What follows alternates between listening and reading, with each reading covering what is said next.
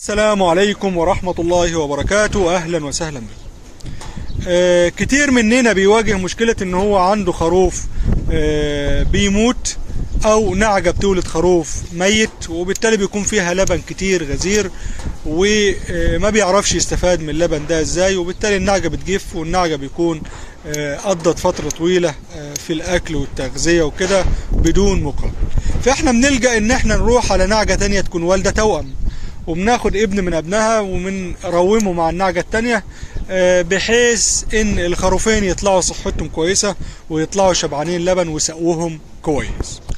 عملية الترويم اللي هنعرف حضراتكم بقى النهاردة عملية، يعني هي عملية زي عملية التبني، ان النعجة بتبدأ ترضع وتربي ابن مش ابنها، ومع الوقت بياخد هو عليها وهي عليه وبيصير كأنه ابنها بالظبط.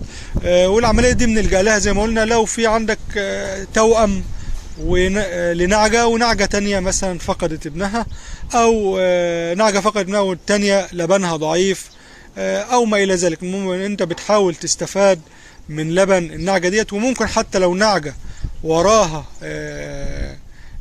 واحد بس وعاوز تروم ابنها بحيث ان هو يرضع من اتنين، لان لبنها ضعيف او ابنها مش حجمه مش كويس، ما فيهاش مشكلة، بيبدأ الخروف يرضع من الاتنين عادي خالص. عندي النعجة دي ولدت خلال فترة المساء بالليل، وما كانش في حد موجود. ما اعرفش ايه الاسباب بالظبط اللي ادت لسقوطه، لان هو حصل اسقاط او اجهاض، او ان هو نزل ميت، ولكن النعجة فيها اضرار لبن عالي، وبالتالي فانا هحاول استفيد منه.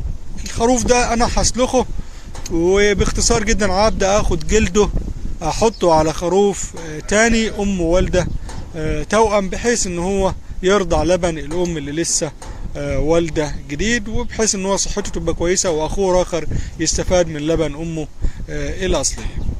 كده انا سلخت الخروف، وبعد كده هبدا اركب الفروه ديت على ظهر الخروف الثاني، وابدا اخليه يرضع من الام اللي هي الام البديله ديت، وباذن الله العمليات تتم. طبعا الخروف ده امه اللي بتمام عليه ده، تمام.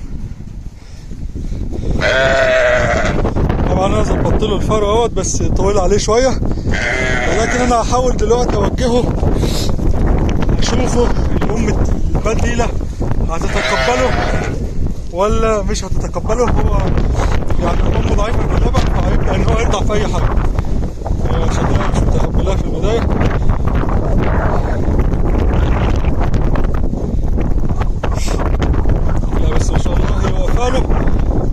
بس انا رابطها بحيث ان انا احاول يعني اضغط عليها ان هي تسيبه يرضع. فانا دلوقتي هحاول احلها بحيث ان هي اتاكد اذا كانت هي مثلا هتفكره ابنها ولا هتنفره. فانا هسيبها دلوقتي.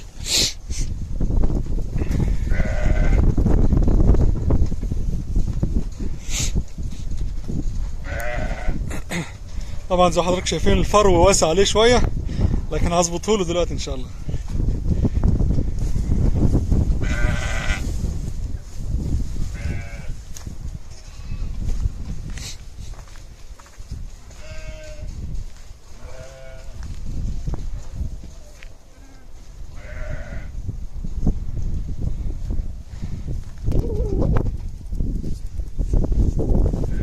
طبعا هو شبط فيها لان هي اللي قدامه، لكن انا مش عارف رد فعلها هي. ان شاء الله يعني هيبان دلوقتي باذن الله اذا كانت هي قبلته كأمها وقفت لوحدها او نفرته. لو نفرته ببدأ ان انا احلب من ضرعها شوية برضو على الفرو ده، بحيث ان هي تاخد عليه اكتر.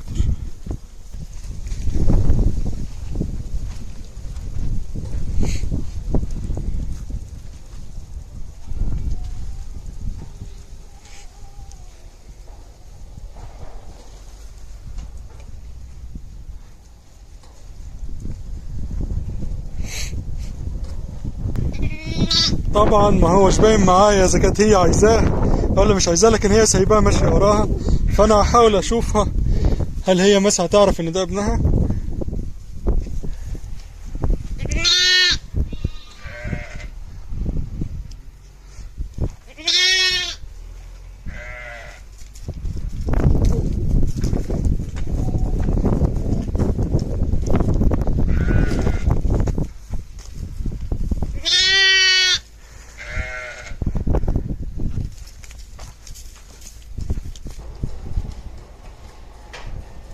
طبعا دلوقتي ما شاء الله هو بيرضع وهي واقفه له، مفيش اي مشكله خالص، معترفه بيه تماما ان هو ابنها. طبعا انا بعدته بس عن امه التانية بحيث ان هو ما ينساش دي فيفضل معاها.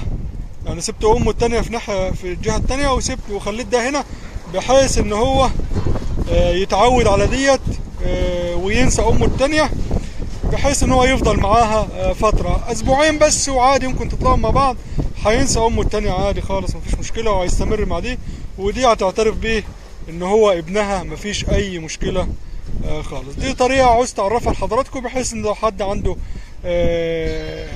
خروف او حاجه عاوز يرومه على نعجه او معزه، فالطريقه دي سهله خالص وبسيطه، وان شاء الله اكون افدتكم. ده اللي عاوز اوضحه لحضراتكم النهارده. يا ريت لو الفيديو عجبك تشترك في القناه، ولو مشترك تفعل زر الجرس وتدعمنا بلايك. والسلام عليكم ورحمه الله وبركاته.